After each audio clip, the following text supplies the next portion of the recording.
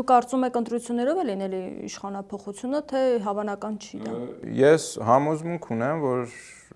ուղղակի ընտրություններով Նիկոլ Փաշինյանը չի գնա։ Հնարավոր է, եթե հասնի դրան, հա, եթե էլի ժողովուրդը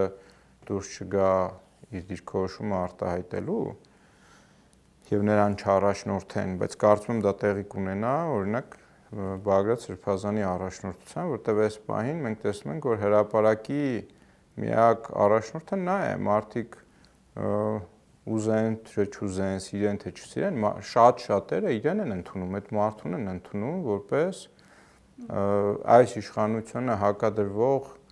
ժողովրդի առաջնորդ, հա? Եվ հետեւաբար